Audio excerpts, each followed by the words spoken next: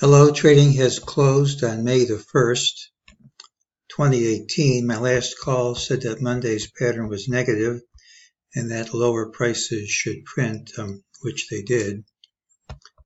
We didn't keep them, but that's a different story. This has negative and positive things in the pattern. There's also an FOMC meeting tomorrow. One prediction you can make about FOMC meetings is you tend to get huge whipsaws. I find them very difficult to trade and almost always will go into them flat. So let's just go over all the signals and say, without making a specific call for tomorrow, that we still think a major high is in and that it wouldn't surprise us if we had big whipsaws tomorrow.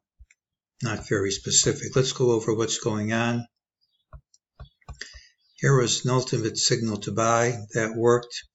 Right at the low, we got an ultimate buy signal plus a MEJT plus 3 buy signal. They're explained in my book. They call for higher prices, but they certainly don't have to be of this magnitude. MEJT also says it's a false move and gives us a target of 26.2859, most likely to print tomorrow. Well, it's positive when you gap down, hit new lows, close over all the lows. It's even more positive when you close over the highs. It's more positive when you rally all the way into the close and when tomorrow's pattern has an early high, and the majority of the time will close near the day's high. All those are positive things. What isn't positive is that you have a wall into the close, high likelihood of gapping down when we open, and it also isn't positive that MEJT says this whole thing will retrace. Gives us a target pretty close to today's low.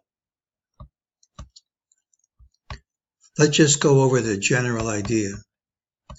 The general idea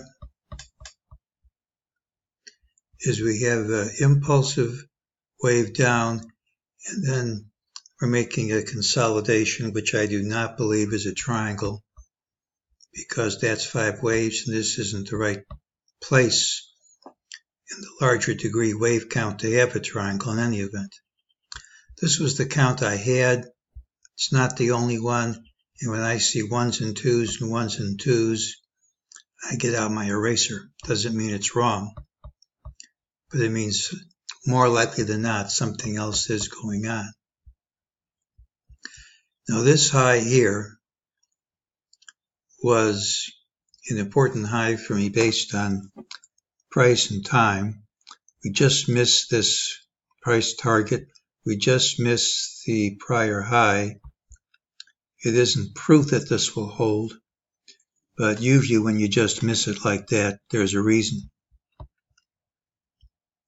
So there is a count which can explain it, which is actually a pretty count if this high holds. Here's your A. Here's your ABC with fib ratios.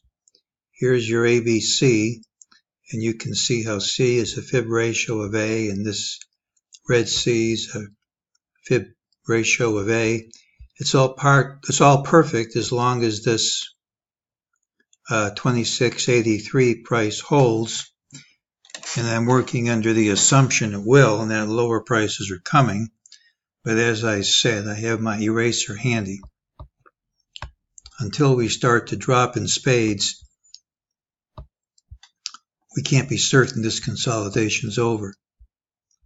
So we have positive things, negative things, looking for whipsaws.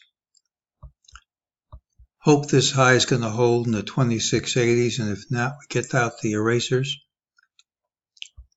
Here's my target.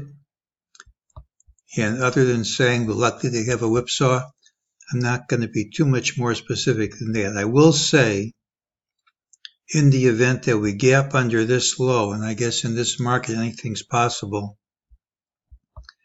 if we gap under this low, it shows this whole move up as a false move, and it wouldn't surprise me if the drop started right then, but I'm not predicting it, and I think it's kind of a long shot at the moment, even though futures are down. So that's today's call.